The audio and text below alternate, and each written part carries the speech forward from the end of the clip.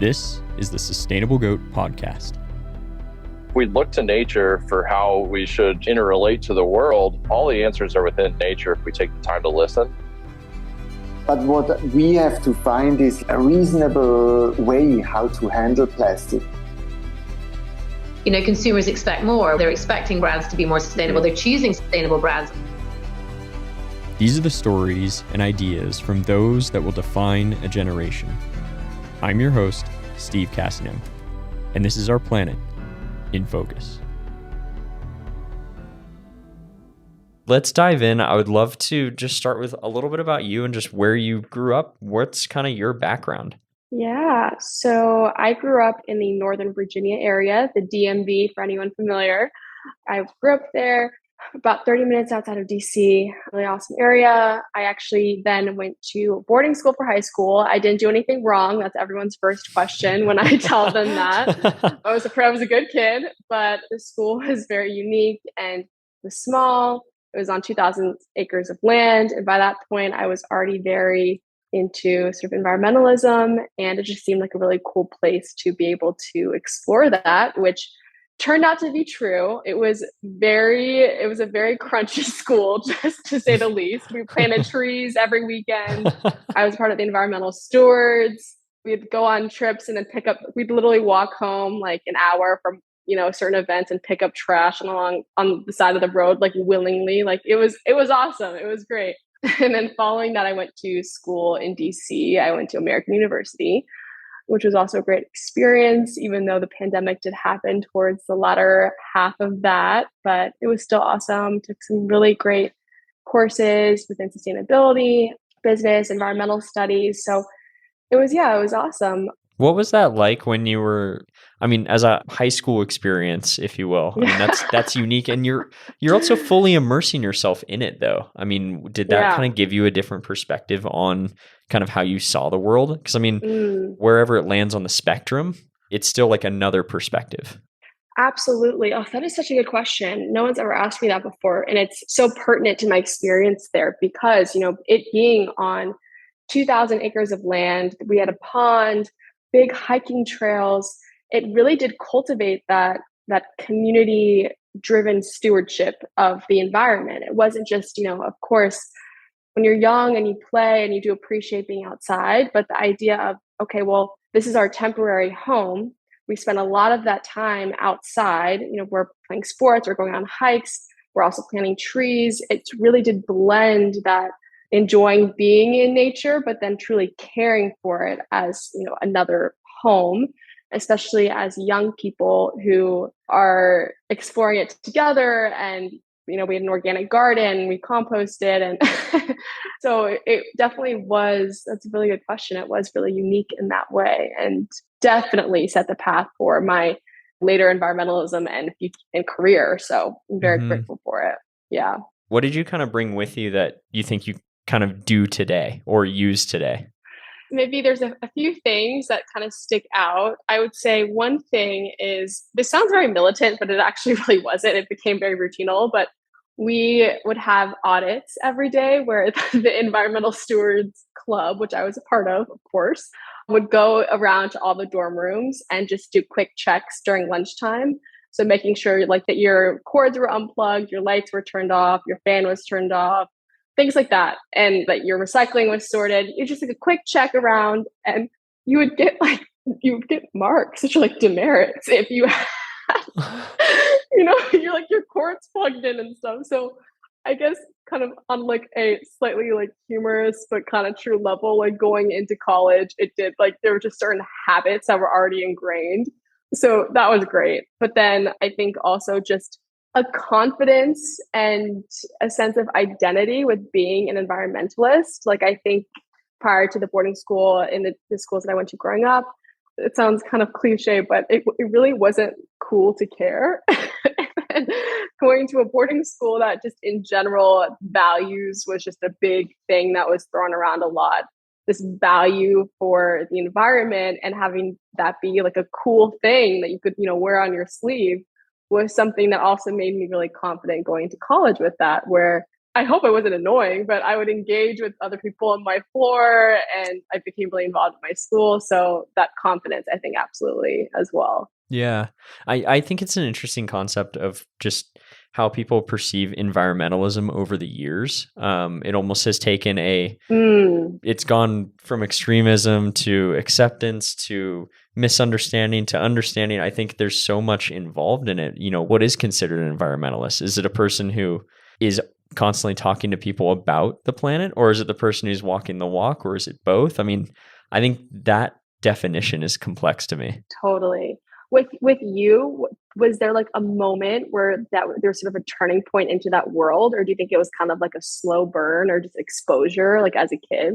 Interesting question. Yeah, I mean, growing up in Santa Cruz, California, I mean, I grew up across the street from Redwood Forest, so I was immersed in nature. Would go hiking and down by the beach, and you just get this natural appreciation for nature. And I mean, I remember my third grade class, we would every once in a while, I think it was probably like once a month. Your sense of time when you're a child is never accurate, but we would go on walks and we would just identify what the plants are and what they did, and we'd have slideshows, and you just had this education of what nature was. Wow. And I think that just naturally ingrained in me to kind of look around at nature and want to kind of be a steward of it. But you also had the other side of, kind of if somebody didn't want to be open to that idea, it was kind of like, no, you got to listen to it. And I was kind of like, hold on. I think it's about kind of discovering that. How do you show someone a better way? And that's where I think that my first, I guess, calling to it was kind of like, hey, it's a special experience to be out in nature. So what can we do in our day-to-day lives collectively as small things that can preserve this thing? Like it doesn't necessarily, So it's like, how do you have like an indirect impact by just doing your day-to-day life? And that's where I think it's been an interesting development in culture now that it's kind of starting to integrate.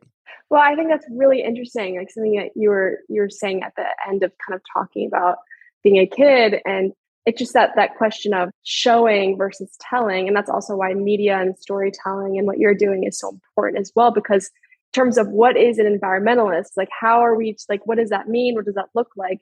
If you're showing people, if you're exposing them to stories about things, about nature, people find their own access points. And then that is their own way to become an environmentalist. There's no like cookie cutter, one size fits all. And that's what's so exciting too about, this sort of new age where maybe because of advancements in digital storytelling, because of unfortunately just the climate crisis being more like thrust in our face, there's just much more of a rise of stories. And I think that kind of call for people to find their own environmentalists within, so to speak, is really an exciting momentum to be a part of, for sure. And so when you finished school, what was kind of your decision that you could make? Well, I ran away to Hawaii. I mean, I kind of did. To be totally honest, after my last year and a half of school, completely online, I was doing 3 concurrent internships my entire last year. Pretty just like fully sitting very much sedentary in Washington, D.C. in a house with 8 girls, which was its own interesting experience. I went that summer right after college. I had some potential job opportunities lined up, but I was really just sort of in this crossroads and decided to go on a trip with my mom. We drove across the country. And then after that, I went to Hawaii with 3 girls that I met on TikTok, which I had already been doing for about half a year at that point. And we went, and it was just such an incredible trip for so many reasons. Like there was the one layer of how our 4 strangers who've had a 15-minute FaceTime call and that's it before deciding to go to Hawaii, like so aligned and such amazing natural friends. But just also realizing how restorative, even in a few weeks, I was on the North Shore of Oahu. So there's beautiful barely any buildings. Yeah, exactly. It's preserved land, like the ag land is like really important there. And so just having 2 weeks where I was completely outside, I felt like my health I didn't even realize what a deficit I was in from just like not getting sun and being stressed out and everything. And one of the other girls and I decided to move back for half a year and work remotely. So I started my own sustainable consulting business, continuing to do sustainable TikTok and other content creations for brands. It's like, I'm going to run my own business, and I'm going to really try to just reconnect with the source, so to speak, but just really spend time in nature and kind of, get back to that connection, which I had felt a lot of disconnection from, over the past years prior. Yeah. So for about half a year, I was on the North Shore. I barely wore shoes most days. I went on hikes every day. I get up at obscene hours in the morning to work on East Coast time, but it was totally worth it. And I also just tried to learn a lot too. I tried to learn about organizations there's so much stuff that's happening there. There's zero waste Oahu, there's Surfrider Foundation. There's just so many companies and organizations doing such cool stuff. So that was awesome to learn about as well and connect with new people who are really into the same kind of things I'm into. Well, yeah, and I was curious on that too, because I've been to the North Shore, and it's beautiful, and yes, the agriculture, but also really the community. It is it's so strong there from a sustainability mindset too. It's you're on an island, and it is a island with a culture, and they've been self-sustaining for thousands of years. Yeah. And so that I feel like is very culturally part of living there too. Absolutely. And of course, I can't even have a conversation about this without acknowledging the fact that as a visitor, there's always ethical quandaries and discussions to be had about, it's a huge point of discussion. And it was during the pandemic, following the pandemic as well. So I tried my best to go and tread lightly and observe and ask as much as I could. And I definitely could have done a better job. And I will continue to, I feel very connected with that stretch of land, even as a complete visitor. And I really hope to continue learning more, but you're completely right. I think it's almost hard to capture, let alone even pretend to fully understand. I don't think you can fully understand it. I can, but I can't, but seeing this community that one is so built around surfing, around the ocean, around family, and that shared sense of home that maybe my only other mild ability to relate to was from my school, where it was like we were cultivating the shared space and a shared sense of home from my boarding school. But being there and just seeing the connection people had with one another, the community, land, surfing, and it was a gift to be able to at least observe. That's incredible. Yeah. Well, and with your background too, I would imagine treading lightly in that community is pretty easy because you did have that appreciation and that kind of home mindset, which is incredible. So it sounds like you've been to the North Shore. Yes. Okay. Yes. My brother lived on the island for about 3 years or so. Oh, wow. Oh my goodness. And very much kind of the same situation. So that's awesome. Yeah, it's a truly incredible place, and how much it changes from one side to the other. Oh my gosh, it's crazy. South to North Shore is crazy. So yeah. Yeah. I think the entire time I was there, honestly, I went to the South Shore 4 times. I avoided the city. Yeah. Not. Yeah. So you also took this road trip with your mom. Yeah. Tell me about this road trip, because as a story-based person, I love this that you did. Thank you. After I graduated, my one request, my graduation gift, was to go on a road trip with my mom. And I had been thinking about it for a little bit, but I can't really remember the seed, why. Maybe it was literally just this feeling of running and away and being on the road. Who knows? But I remember I called her, it was right before I graduated, and I just said, Mom, you want to do a cross-country road trip? And I really had no idea what she would say. And she was like, absolutely, let's do it. So it was really wild just how quickly we were both like, okay, let's make this happen. So we got on the road. It was mid-June. We left from DC and we did sort of the southern kind of route. And we stayed with friends for the first half. And then in the second half, we stayed in some really insane Airbnb experiences. We stayed in a yurt. We stayed, out in Joshua Tree. It was such a colorful trip, just in so many ways. But I think one of the things that, you and I had talked about the first time we met was this life-changing playlist that also happened that we created during this trip, where the first day we were setting out for Atlanta, which was our first stop leaving from Virginia. She handed me the phone and she said, okay, like play some music. And I was like, what do you want to hear? And she goes, well, maybe we should find an artist to play that's from each state that we're going to. And so we started doing that. And then a few hours in, I was like, why don't we just make our own playlist where every single person we meet along the way, we just ask for a song that's meaningful to them and see what happens and just make a playlist out of that, every single person. And she was like, what do you mean? I was like, I don't know. Let's just, everyone. So our first stop after that conversation, we pull over at a gas station. She's filling the car. I go in to use the bathroom and I went to get like a candy bar and a drink, and I was in line. And I was like, oh my God, I was nervous. I don't know. It felt just a little uncomfortable.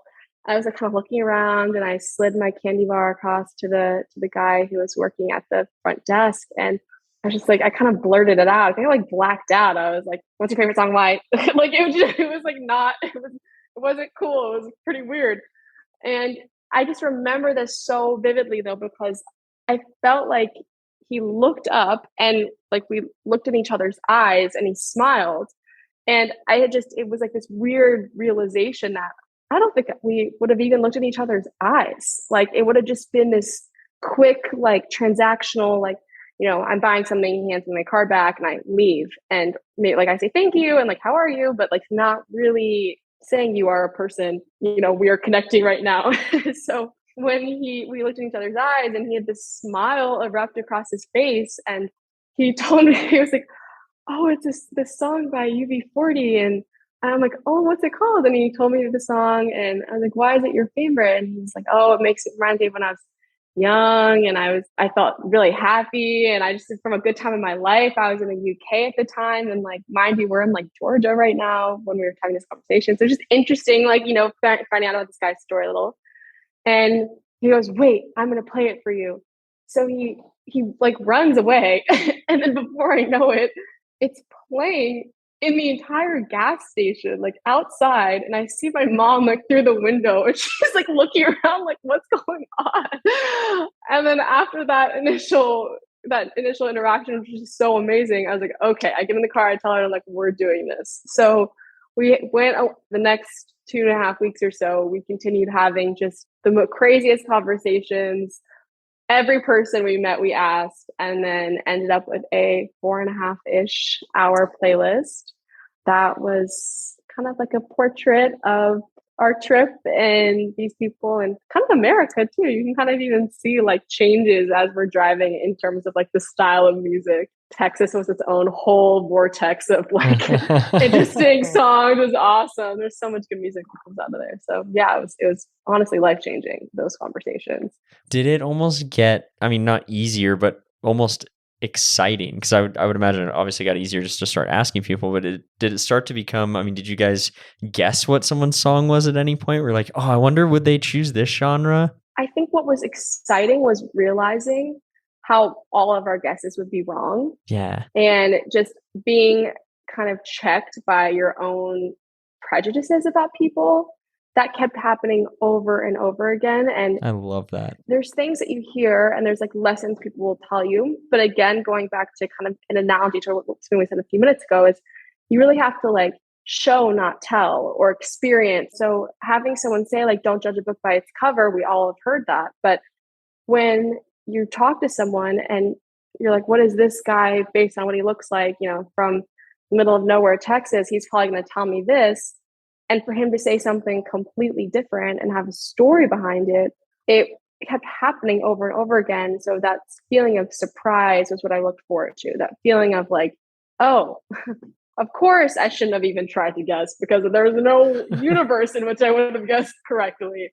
So that was a feeling I began really looking forward to. And you're also right. Like it gets easier, I felt more confident and I didn't feel like, I realized too how quickly the barrier of entry is to connecting with people. Like, I think, I don't know, I have this personal theory that most of us, it's kind of wired in that we want to connect with one another, but we're just so jaded by like the walls that, you know, society has kind of like put in between us, that sometimes all it takes is just like a question, even a weird one, or something that just can be just that like little window, that little portal.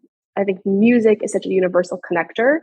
So that question of not necessarily what is your favorite song, because that can be a little paralyzing to people, but what is a song that is meaningful to you, was like my twist that I felt like was able to get people to open up a little bit more. Yeah, that's honestly, that is incredible. Because Thank I think, you. yeah, from learning stories from people, I mean, that is also your own perspective on the world too. I mean, you see the world in this way because you've talked to all those people and actually experienced those stories. And I think that part of that natural curiosity I think we have of humans is we do wonder about, how does that person do that? Or what's this place like to live in? You know, you just kind of, we have a curiosity when, especially when you travel. Definitely. And I think when you can build that community around a conversation or a connection that isn't polarizing, it's powerful. And I think those stories that you can then take with you, Totally, that's where you have the ultimate impact. I mean, what I've been so fascinated about stories, that it's the only thing that's really been the common thread through history.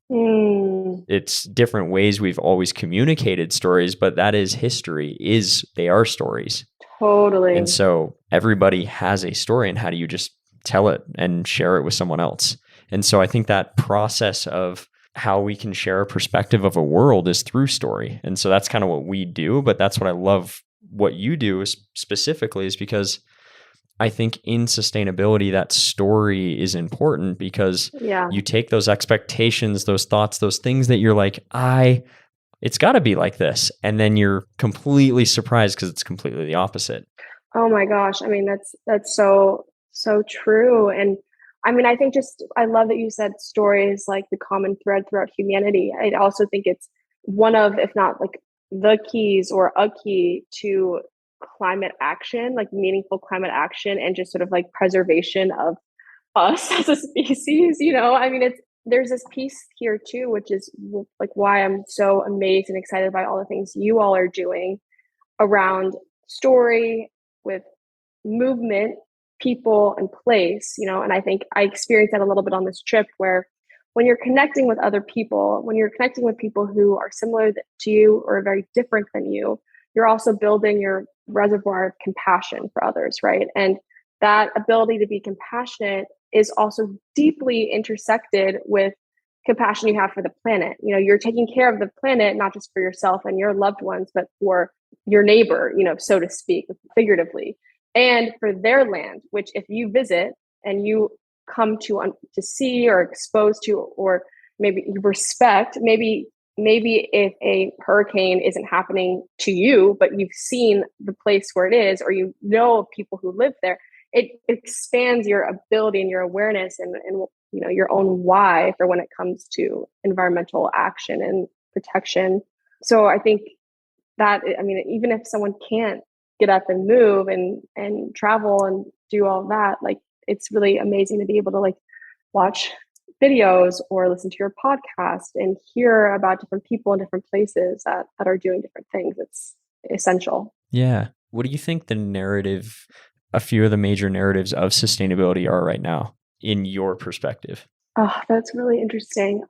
I feel like because of the work that I do, and that also just being a digital creator in the sustainability space, I feel like there's just so many different arenas in which I hear and see different narratives happening. Like there's this one narrative where there's a lot of pressure and blame that's sort of thrust onto the consumer and to the everyday civilian to do certain things, this like laundry list of things that puts the responsibility of the climate crisis on their backs. And I'm sure this is, you know, something you're familiar with too. Like, you know, you have to like have all these sustainable products and do all these daily habits and walk everywhere and never drive. And that's what's important, or recycle, you know. And as more information and more really interesting journalism is coming out about some of the problems within the systems that are often put on people, recycling being a great example.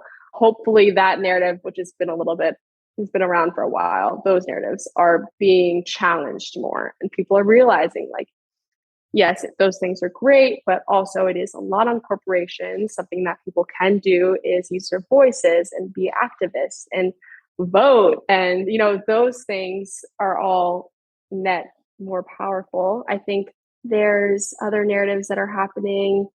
I think one that I've been seeing is just within businesses in general too. I think there's a lot of like greenwashing that's happening, and that's really icky to see, but that's happens a lot right now too, especially as companies are realizing like, oh my God, like consumers are going to start not buying our products if we're not sustainable or pretending we're sustainable or whatever. So, that's not great. But that being said, another narrative that I am really excited to see more and more, especially within my space with other content creators, is just more of an emphasis on education and inclusivity within storytelling. It's like, which voices are we listening to talking about sustainable action and stories, and making sure there's diverse voices at that table, I think is happening more and more. And that's really exciting to see. Yeah.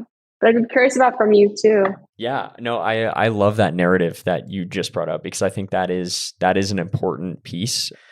We've had so much media just thrown at us in general that the hardest part now is how to discern it. Totally. And I think that is the turning point right now. We're at a media capacity, and now it's about quality, diversity, and pretty much how can you tell the best story possible, and how can you be the most authentic and paint the picture in the most real way, rather than the slant that you might need for a business or whatever that is.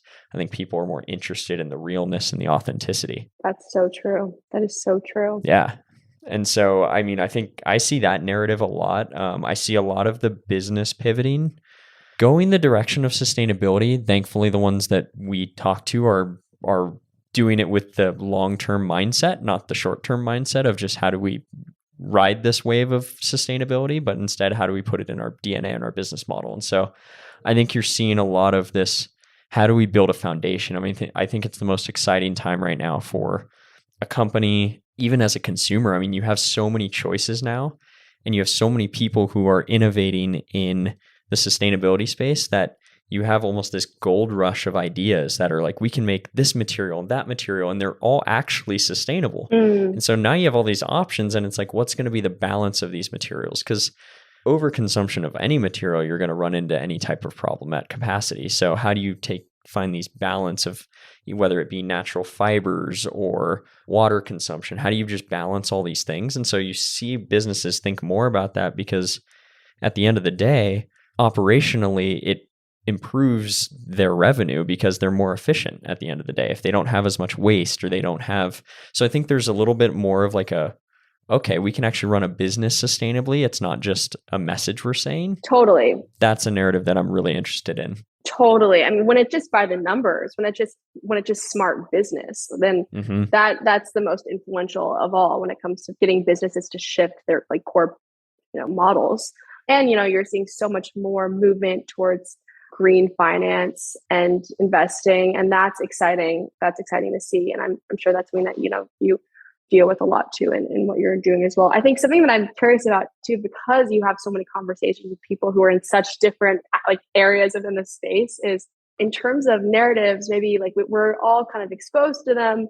Some people maybe are exposed to some more than others. But I think in terms of your own personal mission, throughout those narratives, sometimes a big part of that is morale and staying focused. And sort of, I'm curious, like when you've talked to different people, if you've seen or heard or sensed people kind of struggling with staying course or keeping up morale despite narratives that could otherwise like make them feel like beaten down upon or just disheartening. Does that make sense? Totally. That's a great question. Because so one of the things I actually just wrote on a whiteboard was a concept I've been thinking about is the preservation through innovation. So like, how do you preserve the old, but bring in the new? Oh my gosh, so good. I'm writing that down. I mean, Earth, how do you preserve it through innovation? And so I think that the morale side, you have this movement towards like wanting to do something new. I think the staying the course part, as a person who's running a business, most of the things to make this transition are expensive. And I think the hard part is it's twofold. One, you're trying to survive as a business. You want to make the best decision you can. Like, I highly doubt many businesses actually want to harm the environment. Yeah. Especially when they're harvesting from the environment. Like, they know their material is going to run out eventually too. So, but the bigger the company, the harder it is to shift. There's a lot more moving parts. And the more that I've been able to learn about the really deep complexities of the companies, they're trying to make the efforts. It just takes a lot longer. And so, yeah, it may seem like greenwashing. Sure, some may be playing a little bit of a false story, but at the end of the day, I think a lot of people are trying to move that direction. But the exciting part is really the staying the course part is really the financial part. Things are more expensive when it's more sustainably made, whether it's the R&D, whether it's the material, whether it's the production model. Those things, I think they're still expensive. And so when you have a choice to have your company survive or make a sustainable choice, you're probably going to choose to have the company survive rather than make the sustainable choice, but you're going to make that sustainable choice the first moment you can, or you'll wait to make the sustainable choice and you have to put the business on hold. But that's where some of the hard decisions come for businesses. So I think from the consumer side, I think it's a little bit more about that discernment and research of does the company have a path to sustainability? Are they actually trying to, and being transparent about saying, hey, look, we're not perfect. We're a growing company. I know we have some things that we're improving, but here's where we want to be in 5 years, and we will stick to it. Yeah. When you have that happening, I think that's much more powerful than just, hey, we're doing the sustainable thing and just kind of rolling the dice. Because even sometimes the sustainable option right now doesn't actually last very long. So it's not as sustainable. Yeah. And so I think that there's this just huge shift that's happening between resiliency and sustainability that you need to meet that quality and the material. And we're just in this weird gray area where it's almost like the Wild West. But there's this weird disconnect that's also happening where I think some companies don't realize that if they were to tell their story and what they're trying to do in the way that you just provided that example of, that it'd be way more effective. So sometimes it can come across more greenwashy than they actually are, or than it really is in general. But then that doesn't really, what's happened because of that too, when it comes to consumers or the public, there's one level of just like not really being able to discern or kind of critique and think in that gray area of like, okay, a company isn't just good or bad, black or white often. Like usually there's a lot more there, a lot more that they don't know, but sometimes they're not getting even the full kind of communication or transparency that might make them trust more. So from your perspective, I mean, you work with brands every single day. Do you think that it's shifting to more of a situation where they go, look, you are the expert on this. You actually know the audience. We need you to communicate our brand to the audience. Or is it more, we have this narrative. Can you just grab a megaphone and say it? Yeah, I see both a lot, to be honest. But I also feel like I've been able to also sense different energies around that. So for instance, I have felt when there are some brands, especially some big ones, that come to me and are almost like frantic a little bit, or like it feels like there's more of this like this erratic energy around trying to just get a message out very quickly, or just like not really being thoughtful about like in a true way about the people receiving it. It's more like, okay, let's tell them what we're doing this way, like almost like kind of a checklist, like that we're doing this, we're doing this, we're doing this, we're doing this, and not really leading enough to with just like heart and trying to connect and trying to be like, look, like we're also figuring this out. Here's what we're doing. So there's that part. I tend to notice that like with some companies, with some brands, especially ones that were quote unquote, sustainable from the outset, like they're literally created with sustainability in mind. There tends to be more of that like slow roll kind of intentional storytelling. There's that more understanding there. So that's maybe a bit of a generalization, but I've noticed that those different approaches for sure. Yeah. Do you find that kind of an important component of telling the story of sustainability is that it actually needs to kind of have this not slower pacing, but more or less an intentional thoughtfulness? Do you think that from like the consumer side that it's kind of trending that direction anyway, that people want that intentionality and they want that story to connect with sustainability? Because if you say just buy something because it's sustainably made, you're just telling somebody to buy another product. This is an interesting kind of like conversation about storytelling tactics in general too, because most people, if you say buy something because it's a sustainable product, it's not that influential. It's buy something because it's a sustainable product. Implicitly, you are a good person, or this will make your life easier, or this will help you save money, or by doing this, you're helping this tangible thing that you care about, or that those are the pathways that are most effective, especially in the age of short form content, where you have like a millisecond to convince someone why they should care. And you can't tell them they need to care. You have to show them. And oftentimes that showing piece is first kind of leading with how it relates to them. And then from there, you can kind of build more into the empathy or compassion element. But that's what I've noticed for short form, like TikTok, Instagram content. Podcasting is cool. It's a little different, longer form episodes, different, because people are also choosing, they're clicking there to watch or listen to that. So there's more of that initial choice. Whereas when you're scrolling, you're not able to choose. You're choosing if you continue watching. Yeah. What is that challenge like in terms of media? Because the media landscape has changed over, a decade. Yeah. Now it's much harder to actually get in front of an audience. So what is that hurdle that you often have to overcome? Because I think as a creator, it's a moving target, and you literally have to be right on top of it. Totally. That's such a good question. And it's also hard not to get demoralized and sort of down in the weeds when there's like so much change happening all the time. And then you're also trying to build a community, and you're also trying to be like, you should care about this, and having to realize that not everyone's going to, and like, that's okay.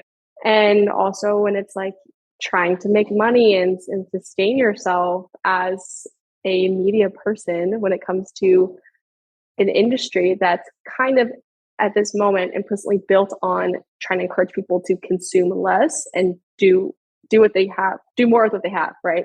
So, but then you're still trying to make money. So there's like this, those are that weird contrast there that can be hard to figure out how to navigate as a person in this space, for sure.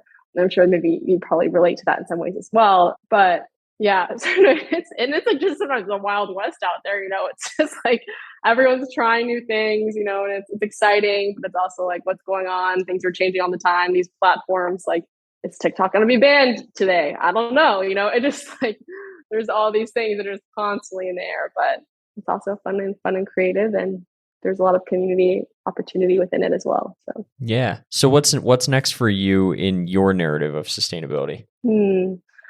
I am someone who is, has been doing a lot of short form content, which has been great. It's been great to build a community, but I love longer conversations. I love digging my feet in the sand and my hands in dirt. And I want to be able to talk to people and tell stories and show stories that are longer form. And I think that is sort of my next up level when it comes to my own learnings within sustainability. And that's my own ability to be able to like keep spreading that knowledge to other people, helping people find their own access points of environmentalisms, like looping back to the beginning.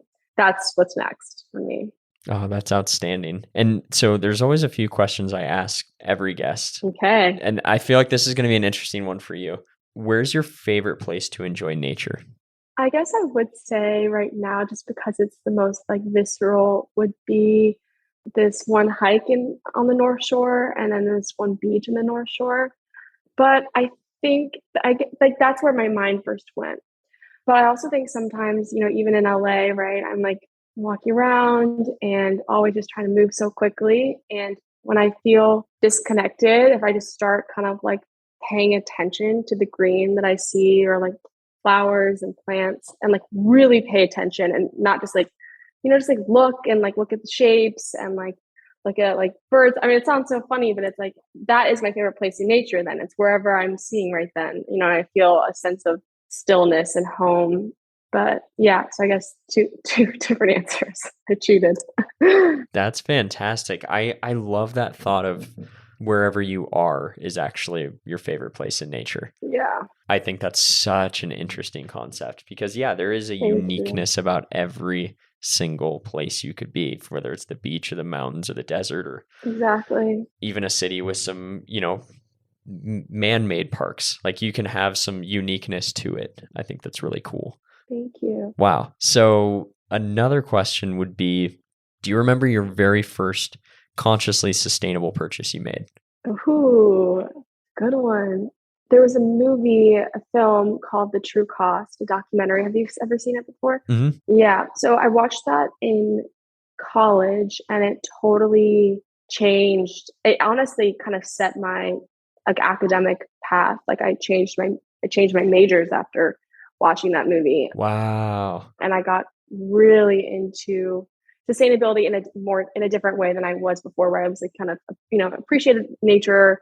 I would have said I was an environmentalist and I try to do like little things, but I think after that, that was such an eye opener in terms of not only just the fast fashion industry, which was at the time fashion was something that I was like, and it still am very into and passionate about, but just sort of the fact that like industries can blend so much, like people, planet, location, all that. So movie is awesome. Definitely recommend anyone who's seen it to watch it. But after I watched that, I was having trouble finding sustainable fashion brands, and cold turkey, I stopped buying anything that fell under the like fast fashion umbrella.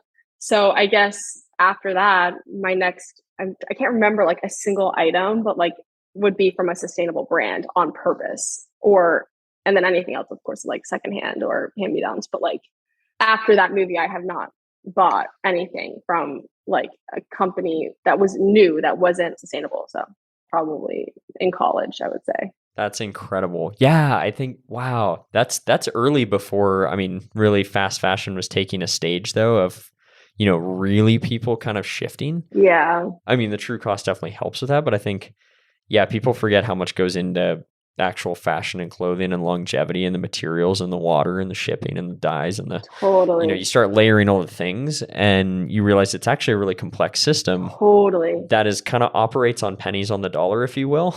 And so when it becomes penny pinching, that most of the time sustainability is probably going to go out the window, because fashion is actually not a very profitable business until you are made it as a designer or sell your brand to Target.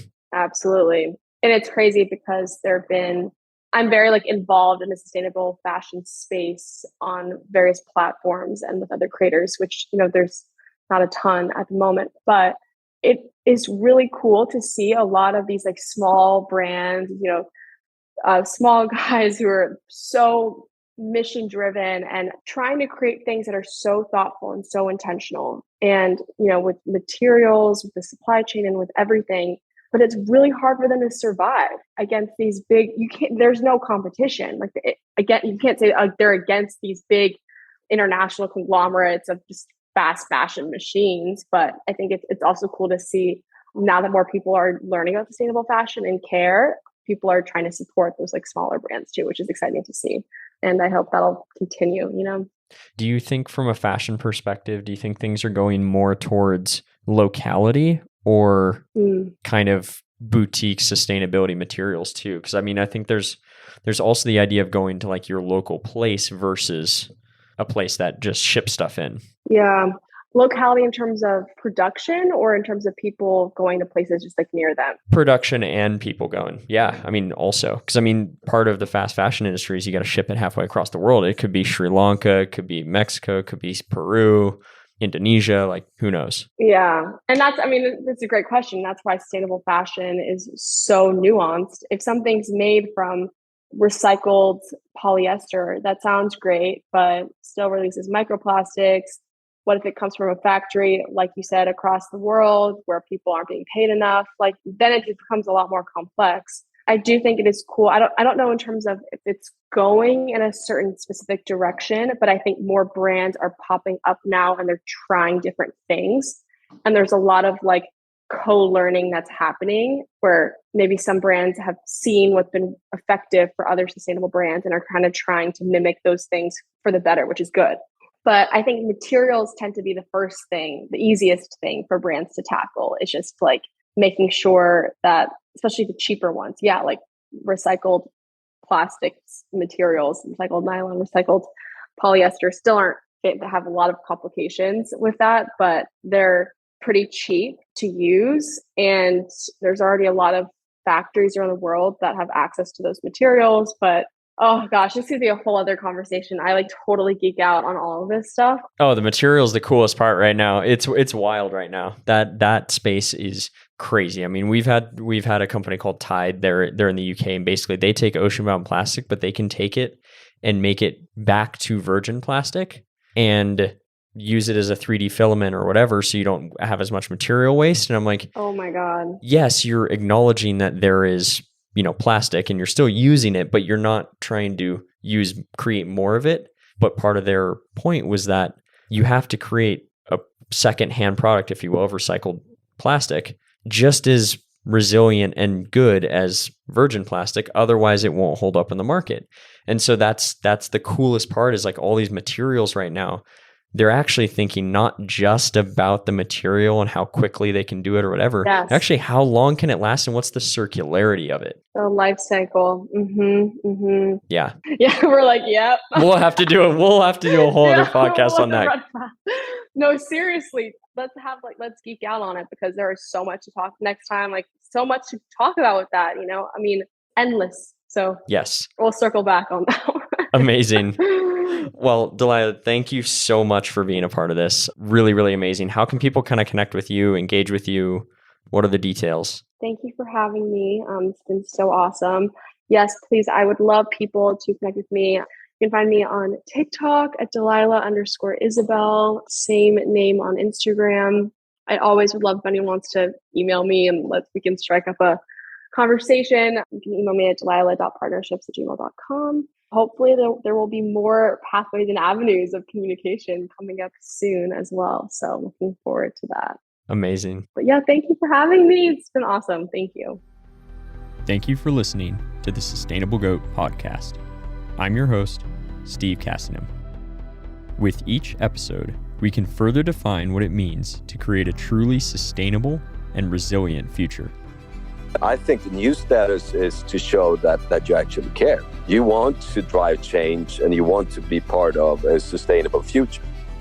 People fight for what they love. Let's really all start for a small but significant shift in the way we live, we consume, and we plan our life. Join us at sustainablegoat.com.